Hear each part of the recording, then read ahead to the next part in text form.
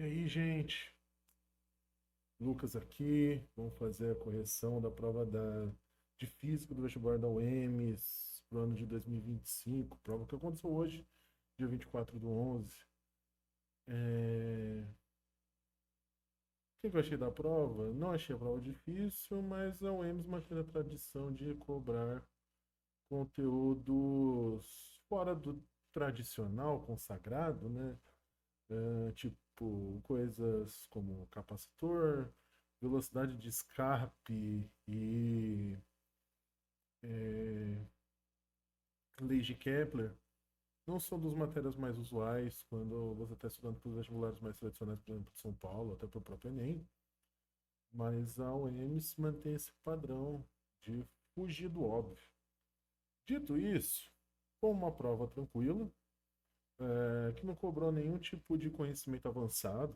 Inclusive, por exemplo, na questão lá de velocidade de escape, ele já dava a fórmula da velocidade de escape. É, Então vamos fazer essa prova questão a questão com bastante calma, tá? As questões de física são entre as questões 36 e 40, se eu não estou errado, tá? Aqui é a foto que um aluno meu me mandou. E é isso. Vamos ler as questões passo a passo e a gente vai ver que não tem muito segredo para resolver nenhuma delas. A 36, um supercapacitor possui alta densidade de potência, o que significa que tem maior capacidade de fornecer e de armazenar, desculpa, alta quantidade de potência em um curto intervalo de tempo. A integração do uso de um supercapacitor com uma bateria permite ter uma combinação ótima, capaz de reduzir a quantidade de energia necessária na bateria e no supercapacitor, formando um ótimo conjunto de fornecimento de energia. Com um sistema eletrônico fazendo gerenciamento dessa combinação, é possível obter um ganho de eficiência muito grande. Com o objetivo de armazenar uma carga total de 5,5 Coulomb, um conjunto de N supercapacitores idênticos de capacitâncias de 0,10 farads são associados em paralelo e submetidos a uma diferença de potencial de 5,5 volts. Determina o número de supercapacitores N necessários para atingirmos a carga desejada. Pois bem, gente, seguinte, como eu falei, é uma questão, isso daqui é uma questão de eletrodinâmica, de circuitos elétricos, mas quando a gente está falando de circuitos elétricos, a gente normalmente está falando de resistor, suas propriedades, e potência, energia elétrica. Capacitor, a gente está saindo um pouquinho do usual. Dito isso, não tem muito segredo matemático. Lembrar que capacitância é a gente tem que saber quanta carga que a gente tem que armazenar e qual que é a tensão que a gente tem para alimentar esse capacitor, a diferença de potencial que está induzindo cargas neste capacitor, né? Lembrando que o que um capacitor faz? Armazena carga elétrica. Então, a carga elétrica armazenada, que fica em 5,5 Coulomb, dividido por 5,5 volts. Ou seja, 1. Capacitância que a gente precisa alcançar é de 1 farad. Aí a pergunta que fica: quantos capacitores são necessários, sendo que a gente tem a dispor apenas capacitores de 0,1 farad? Então, vamos colocar aqui que essa é a capacitância total e vai ser o N capacitores vezes cada capacitor. Vamos colocar aqui capacitância total e capacitância total. Capacitância total do nosso jogo aqui é 1. Número de capacitores é o que eu quero descobrir. E o que é cada capacitor que vai ser colocado em paralelo?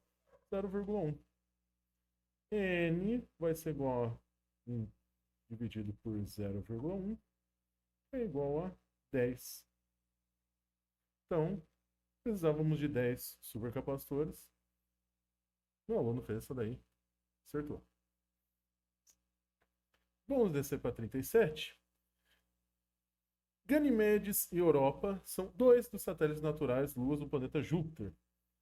As relações aproximadas entre suas massas e seus diâmetros equatoriais são m de Ganymedes e massa da Europa, m Europa, igual a 3, e d Ganymedes do diâmetro e diâmetro da Europa, igual a 1,5. Suponha que desejamos lançar duas sondas idênticas a partir desses satélites naturais, de forma que ambas possam escapar de suas atrações gravitacionais.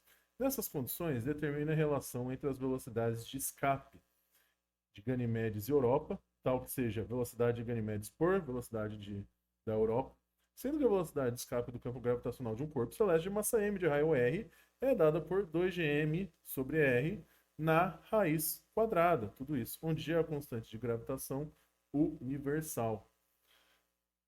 Aí a gente tem as alternativas. Vamos para a próxima página, que essa conta vai ficar um pouquinho mais extensa.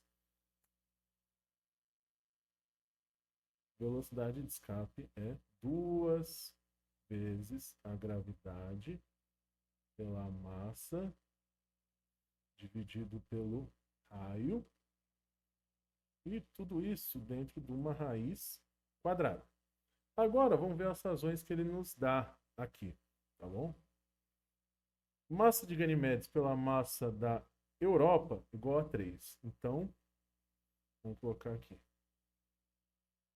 Massa de Ganimedes pela massa da Lua Europa é igual a 3. Assim como o diâmetro de Ganimedes pelo diâmetro da Lua Europa vai ser quanto? Vamos voltar lá. Vai ser igual a 1,5. Então, vamos rabiscar 1,5 aqui. Como a gente está trabalhando com razões, a gente não tem dimensão alguma aqui. E o que é que esse cara quer que a gente descubra? A velocidade de Europa, de escape de Ganimedes, em relação à velocidade de escape de Europa. Então, vou botar aqui. Velocidade de escape de Ganimedes dividido pela velocidade de escape da Lua Europa.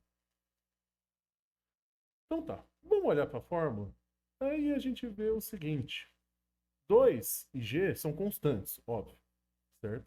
2 é 2, G é a constante gravitacional. M é a massa que vai mudar e R é o raio que vai mudar também. As razões entre as massas a gente já tem, mas a gente não tem razão alguma entre os raios. Mas ele nos deu o diâmetro. Aí vamos lembrar o seguinte, né? Que o diâmetro é igual a 2 vezes o raio de um círculo, de uma esfera. Tá? Ou seja, a gente pode reescrever isso daqui como 2 vezes o raio de Ganimedes sobre 2 vezes o raio de Europa, e tudo isso igual a 1,5 ainda. Corto 2 com 2 em cima e embaixo, de maneira que a gente vai ficar com a mesma razão, mas só para mostrar de onde que a gente tirou isso daqui. O raio de Ganimedes pelo raio da Europa continua sendo 1,5. Tá bom? Então, vamos precisar disso daqui, que eu estou destacando, e vamos precisar disso daqui, que eu estou destacando. Agora, vou descer um pouquinho, e vamos montar a razão que ele quer que a gente obtenha. Velocidade de escape de Ganimedes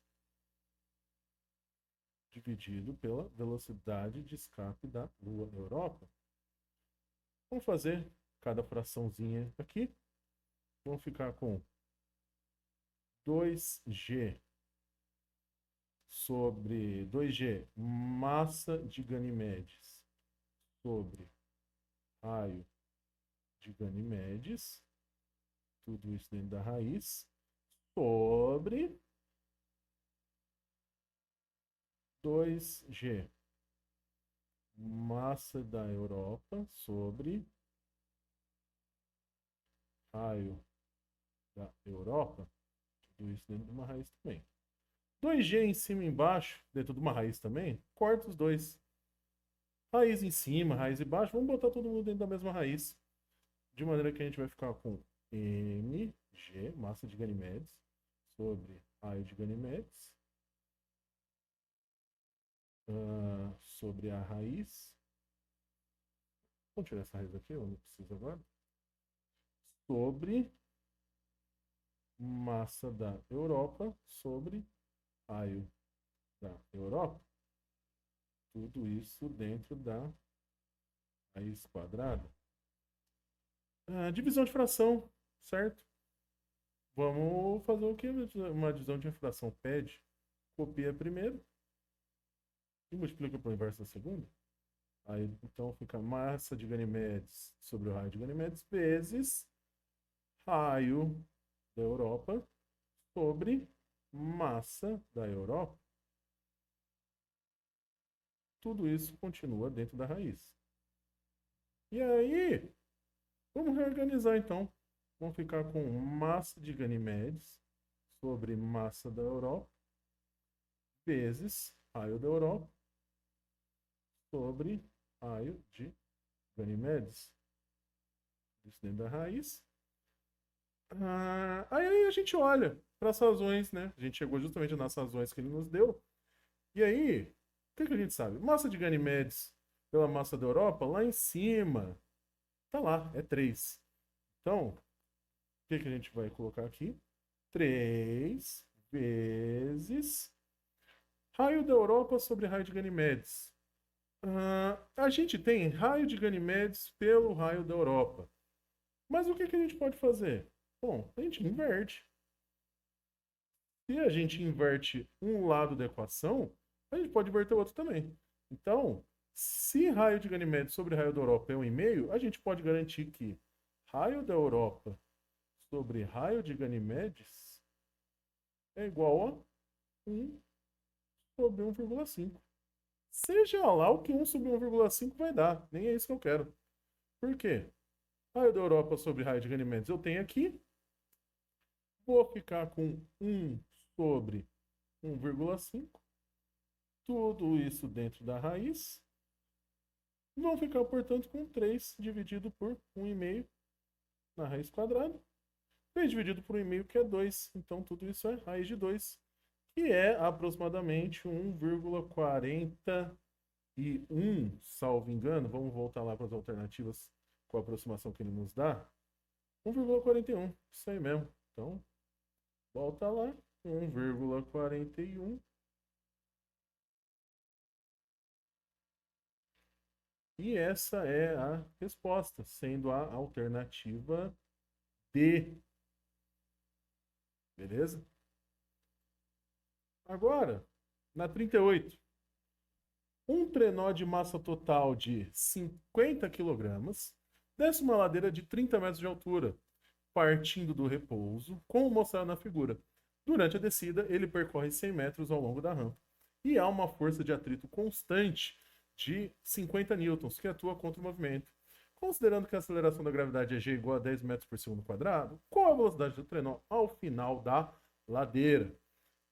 Isso aqui é o seguinte, uma questão que associa conhecimentos das leis de Newton com cinemática, dinâmica e cinemática caindo na mesma questão ao mesmo tempo. Resolvemos um problema de dinâmica primeiro, para depois associar esse resultado a uma questão de cinemática. Vamos ver dados a dados. Primeiro, massa. Nossa massa do nosso trenó com o piloto em cima, é 50 kg.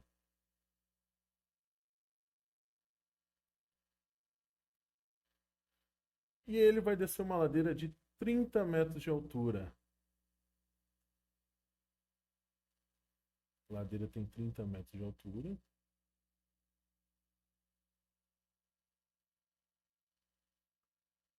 Partindo do repouso, como mostra na figura. Então, se ele está partindo do repouso, vamos anotar ali. Velocidade inicial dele é 0.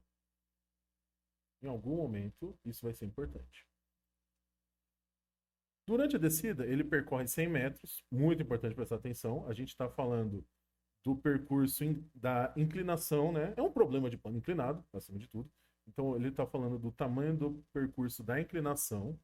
Vamos chamar isso de D? Vamos chamar de D. D igual a 100 metros.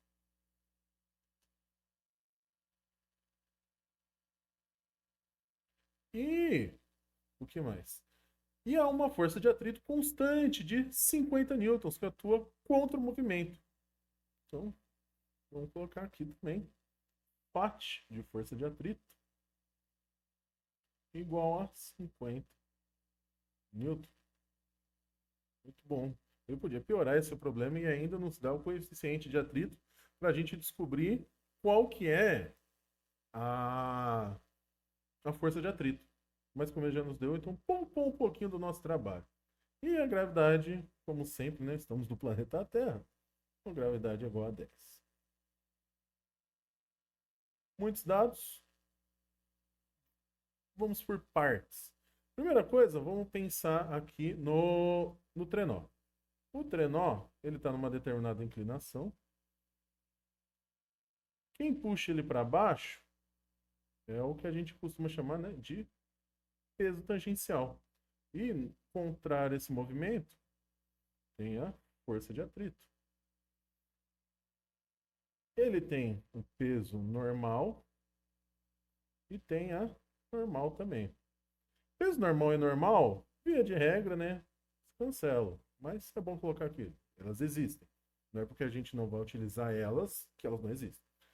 De maneira que a resultante de peso tangencial pela força de atrito vai ser igual a massa vezes a aceleração. Vamos aplicar na segunda lei de Newton. Então, aplicando aqui no princípio fundamental da dinâmica desse trenó.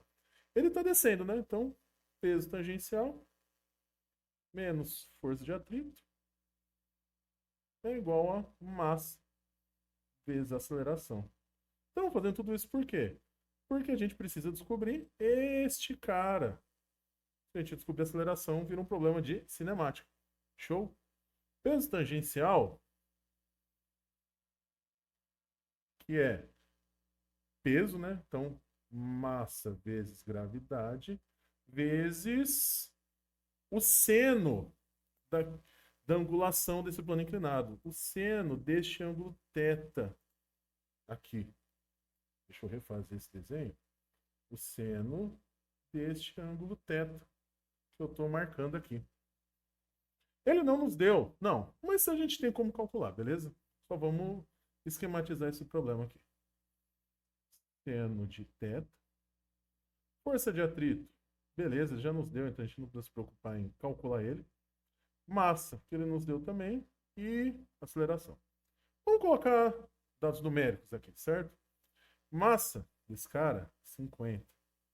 Gravidade é 10. Agora sim, né? O pulo do gato. Como que a gente descobre o seno desse cara? Lembra vocês, trigonometria. Seno é cateto oposto pela hipotenusa. Quem é cateto oposto desse ângulo θ? O outro lado ali, a ladeira de 30 metros. E a hipotenusa, a rampa que ele está descendo de 100. Corta um zero, 3 dividido por 10, que é igual a 0,3. Então, temos o seno aí. Vamos voltar para lá. Temos o seno, 0,3. Força de atrito, temos 50. Temos a massa? Temos, que é 50 também. Agora, cabe a gente operar. 50 vezes 10, 500. 500 vezes 0,3 vai dar 150. 150 menos 50 igual a 50. Aceleração. 150 menos 50, 100. Então vamos ficar finalmente com aceleração igual a 100 sobre 50. Quarta zero, 10 dividido por 5 é igual a 2. Primeira parte do problema, beleza, resolvido. Se a gente tem aceleração, vamos olhar aqui. Temos a velocidade inicial, temos a aceleração, temos o tanto que o trenó andou. Qual a equação da cinemática que associa tudo isso? Nosso amigo Torricelli. V quadrado, velocidade final ao quadrado, então velocidade ao final da rampa é igual a velocidade inicial mais velocidade inicial ao quadrado, desculpa, 2 vezes a aceleração, ΔS. E quem que é o nosso ΔS? O tanto que a gente andou. Então, velocidade inicial, 0. Ele partiu do repouso. Aqui, ó. É importante. 0 mais 2 vezes 2 da aceleração, vezes quanto que ele desceu? 100. 2 vezes 2, 4. 4 vezes 100, 400. Ou seja, velocidade ao final desta rampa vai ser raiz quadrada de 400. E para nossa sorte é um número muito bonitinho. É 20. 20 metros por segundo. Vamos voltar lá na alternativa. Alternativa D. E é isso. Lau. 39. A umidade relativa do ar, quantidade de vapor de água na atmosfera, o R, é um elemento climático importante para a caracterização do clima de uma localidade. Um dos efeitos importantes da umidade do ar é na amplitude térmica de uma localidade. A amplitude térmica, AT, é definida como a diferença entre o maior e menor temperatura em um determinado período. Sabe-se que o calor específico da água, mesmo sob a forma de vapor, é maior do que de outras substâncias, o que influencia na retenção de calor pela umidade do ar por mais tempo. Tomemos 3 cidades, A, B e C, que em um determinado dia do ano tenham apresentado as seguintes amplitudes térmicas. Amplitude da cidade A, amplitude térmica de A. 20 graus Celsius, amplitude térmica de B, 5 graus Celsius, amplitude térmica de C, 30 graus Celsius. Com base nas definições dadas e nos valores das amplitudes térmicas, é correto afirmar que... Questão teórica, né? Lembrar o quê? Que a água tem um calor específico gigantesco e por ter esse calor específico tão grande, ela tem essa característica de reter calor. E aí, é um tipo de questão que é muito recorrente em questões de calorimetria, que é a gente fazer essa parte toda essa questão do calor, associar calor com dinâmicas climáticas. E lembrar que, por exemplo, o Brasil e suas diversas regiões, seja litorânea, seja florestal, por exemplo, o pessoal que mora no norte do país, não tem amplitudes térmicas grandes, porque são locais úmidos. Então, locais úmidos, a amplitude térmica é baixa. E, em detrimento disso, sempre a gente cita o exemplo de deserto. Que o deserto é um lugar que é muito quente de manhã e muito frio à noite. Porque uma das razões é o fato da umidade do ar ser baixa. Então, você não tem onde reter todo o calor que chega do sol, né? Então, o deserto recebe muita luz durante o dia e tem toda a questão da areia esfriar e esquentar com muita facilidade também. Ela esquenta muito rápido, ajuda no clima a ficar muito quente, mas assim como a areia esquenta rápido, ela esfria rápido. Então, à noite, juntando o fato de já não estar recebendo a luz do sol, elas vai simplesmente esfriar e todo o clima vai descer como um todo, toda a temperatura vai descer como um todo, beleza? Então, o que a gente tem que associar aqui? Quanto maior a amplitude térmica, menor a umidade. Então, vamos escalar aqui. A gente vê que a amplitude térmica de C é maior que a amplitude térmica de A, que é maior que a amplitude térmica de B. Aí, a gente vê o contrário. Se a amplitude térmica é grande, quer dizer que a umidade é pequena. Se a amplitude térmica é pequena, quer dizer que a umidade é grande. Como a gente está fazendo uma escadinha em função das umidades relativas, então vamos fazer ela ao contrário. Se a amplitude térmica de B, a amplitude térmica da cidade B é pequena, quer dizer que a umidade dela é a maior. A umidade relativa de B é maior que a umidade relativa da cidade de A, que por sua vez é maior que a umidade relativa de C. E é isso. Tá ali, alternativa C, acabou. Próxima questão, questão de astronomia, mecânica celeste, leis de Kepler, certo? Que é basicamente assinalar qual alternativa que não está falando besteira sobre as 3 leis de Kepler. Primeira lei das elipses, segunda lei das áreas e a terceira lei dos períodos. Vamos ver alternativa por alternativa e justificar o que está certo e o que está errado. Então tá. Número 40. Kepler foi um astrônomo e matemático nascido em 27 de dezembro de 1571 na Alemanha. Ele é mais conhecido por suas 3 leis do movimento planetário, que descrevem como os planetas se movem ao redor do Sol. As chamadas leis de Kepler. Sobre essas leis do movimento planetário, qual das alternativas a seguir está correta? Letra A. A primeira lei de Kepler afirma que os planetas percorrem distâncias iguais em intervalos de tempo iguais durante suas órbitas. Primeira lei de Kepler é a lei das elipses. Então, isso daqui tá errado, tá bom? Errado. Errado. Letra B. A segunda lei de Kepler afirma que os planetas se movem em órbitas elípticas com o Sol no centro da elipse. Não, essa é a primeira lei. Então, a alternativa B também está errada. Letra C. A terceira lei de Kepler afirma que os planetas mais próximos do Sol têm períodos maiores que os mais distantes. A terceira lei de Kepler fala dos períodos, sim, beleza, está correto.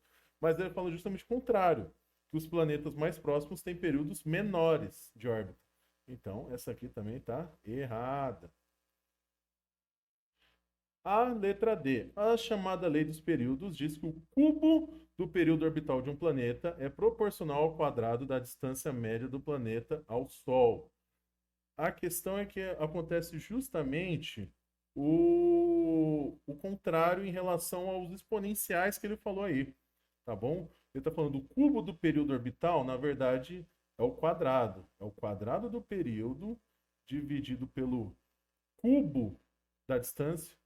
Então, cubo da distância, aqui ele está falando que é o quadrado, é constante nos planetas. Cada planeta tem uma constante que ela costuma ser respeitada durante seu movimento orbital. Ele está falando que é de tempo, é período ao cubo dividido pela distância ao quadrado. Então, letra D também está errado. E, né, por eliminação, só vai sobrar E e aí está certo mesmo, mas vamos olhar. Pela segunda lei de Kepler, os planetas se movem mais rapidamente quando estão mais próximos do Sol e mais lentamente quando estão mais distantes. Exatamente isso, que é a lei das áreas. Lembrando, né, que o movimento dos planetas é uma elipse. O Sol, a estrela, está em uma das elipses. E o planetinha está aqui. A gente vê a área que ele percorre. A gente vê essa linha imaginária que ele percorre enquanto está fazendo a órbita ao redor do Sol. E vê que quanto mais perto ele está, mais rápido ele fica. Então, essa área, por exemplo, aqui, precisa acabar compensando um período similar se acontecer aqui. E essa área acaba sendo muito grande, né? Porque a área da elipse aqui é coberta por um espaço de tempo muito curto. E essa área daqui acaba sendo grande pela distância da Terra à estrela em questão. A distância da Terra ao Sol, ou de qualquer outro planeta, à estrela em questão. Lembrando que é uma linha imaginária que a gente utiliza como referência e é a área que essa linha cobre. E é justamente isso. Letra E está correta. E é isso, gente. Provinha de boa. A maior questão que a gente teve, demorou mais tempo para resolver, foram as questões 37 e 38, duas questões envolvendo conhecimento matemático um pouquinho mais apurado. 37 era essencialmente um problema matemático, né? Ele deu tudo. A gente não precisava nem saber física necessariamente para responder a questão. A 38 a gente precisava lembrar questões de lei de Newton, as equações da cinemática. Mas é isso. Uma prova, como eu falei, difícil? Não, mas pega aqueles conteúdos que a gente não costuma dar foco. Ninguém que está estudando eletrodinâmica vai falar que estudou muito capacitor. Vai falar que estudou muito resistor, estudou muito potência elétrica, estudou bastante energia elétrica, mas que não estudou quase nada de capacitor. Aí vem a prova e fala, qual é capacitor? Ah, a mesma coisa dá para falar da questão da questão envolvendo gravitação aqui. Não é o tema mais cobrado de mecânica, questões envolvendo lei de Kepler ou gravitação, e foram logo duas. Né? Está indo bastante do padrão de questões de mecânica. Mas o mais é isso. Não foi uma prova grande, não foi uma prova extensa. Esse vídeo, estou gravando aqui, eu nem sei quanto tempo deu, mas não acho que não deu muito mais de 20 minutos, assim, porque foi uma prova curta para ajudar o candidato a se dedicar a outras disciplinas. Depois eu vejo as outras disciplinas se foram muito mais difíceis ou foram no mesmo nível de física. E é isso aí, gente. Beijão. Até a próxima.